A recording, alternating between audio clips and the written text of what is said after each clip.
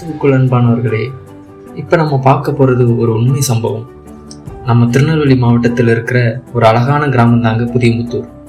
1913ஆம் ஆண்டு வரை ஆண்டவருடைய அன்பை குறித்து ஒரு முறை கூட கேள்விப்படாத இந்த கிராமம் இன்று ஆண்டவருடைய அன்பை அறிந்த அநேகர் வசிக்கும் கிராமமாக மாறி இருக்கு.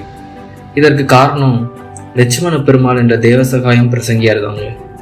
இவர் தன்னுடைய வாழ்க்கையில இழந்த விட்டு கொடுத்த ஒரு சில காரியங்களை இந்த குறும்படத்தின் மூலமாக பார்க்கலாமா?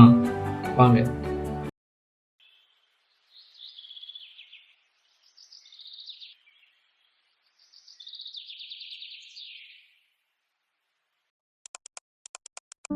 ஐயா, இயேசு நல்லவரையா, உங்களுக்காகவும் எனக்காகவும் பரலோகத்தை விட்டு வந்து ஜீவனே தந்தாரியா.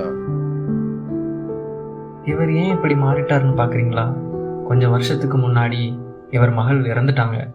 அதற்கப்புறம் ஒரு வெள்ளைக்கார துரை வந்து அவருக்கு இயேசுவின் அன்பையும் நமக்காக அவர் செய்த தியாகத்தையும் பற்றி சொன்னதை கேட்டு மனம் திரும்பி இயேசுவின் அன்பை பிரசங்கிக்க தொடங்கினார். அப்பா அப்பா, நம்ம வயலில் அறுவடை பண்ண யாரும் வரமாட்டோம்னு சொல்கிறாங்கப்பா. யாரும் என்கிட்ட பேசுகிறதும் இல்லை. நானாக போய் பேசினாலும் வரட்டி தான்ப்பா விடுறாங்க. நமக்கு இந்த கடவுள் வேண்டாம்ப்பா. பழைய வாழ்க்கையை நம்ம வாழ்ந்துருவோம்ப்பா. இல்லம்மா, அவர் தான் உண்மையான கடவுள். நம்ம எல்லாத்தையும் விட்டு கொடுப்போம். அவர் எல்லாத்தையும் பார்த்துப்பாரு. நம்ம யாருக்காண்டியும் அவரை மட்டும் விட்டு கொடுத்துடவே கூடாதுமா. எப்பா, நம்ம தங்கச்சி கடவுளுக்கு சித்தப்பா கூடுமா? ரோம்ல அவனுக்கு சித்தப்பா. நம்ம கடவுளுக்கு ஏதோ வெள்ளக்கார கடவுள் தான் உண்மையான கடவுள்னு சொல்லிட்டு தெரியா. இன்னொரு வாட்டி இப்படி வந்தா அவனுக்கு ஒன்னே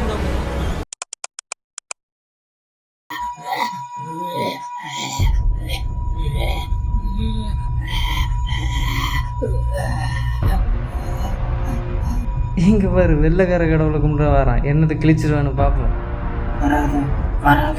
என்கிட்ட வராத. அவனை விட்டு போ சாத்தானே. தம்பி, மெதுவா எந்திரிங்க.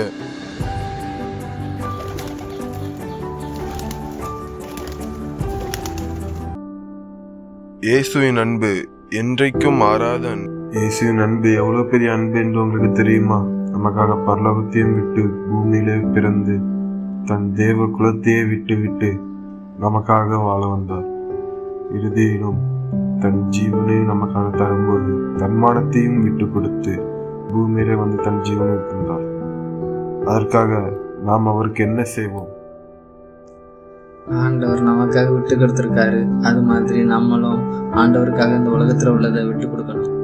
சரியா சொன்னீங்க. ஆண்டவரை மாதிரி நம்மளும் விட்டு கொடுத்து வாழலாமா? எல்லாரும் இப்ப ஜெபம் பண்ணலாமா? ஆமென். இயேசுவே, இங்கு வந்திருக்கிற இந்த பிள்ளைகளை ஆசீர்வதித்தருளும் இயேசுவே. இவர்கள் எங்கு சென்றாலும் ஆசீர்வாதமாக இருக்க வேண்டும். ஆமென். இயேசுவே, உங்களுக்காக விட்டு கொடுக்கிறோம் என்று சொன்ன இந்த ஜனத்தை ரட்சித்தருளும் ஆண்டவரே. இவர்களை ஆசீர்வதித்து வழி நடத்தும். நம்ம தம்பியை ரொம்பவே காயப்படுத்தியிருக்கோம். ஆனா அவன் வணங்குற கடவுள் தான் என் மகனுக்கு விடுதலை கொடுத்திருக்காருன்னு உணர்ந்து தம்பி கிட்ட மன்னிப்பு கேட்க நினைக்கிறாரு.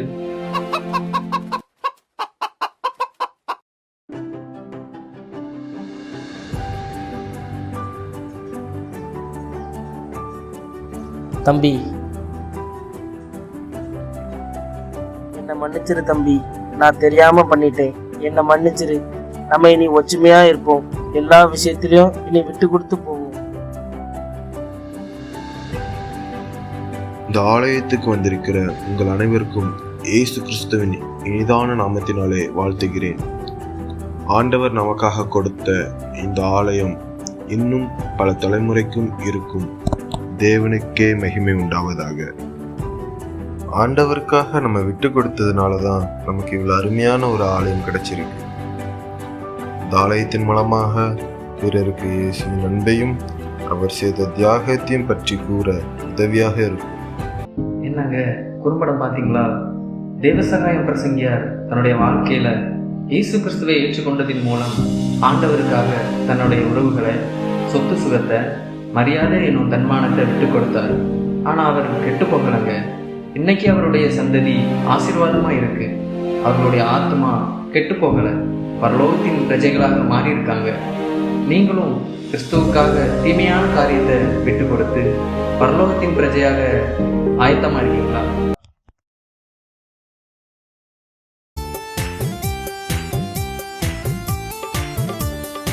விட்டு கொடுப்போர் கெட்டு போவதில்லை, கெட்டு போவோர் விட்டு கொடுப்பதில்லை.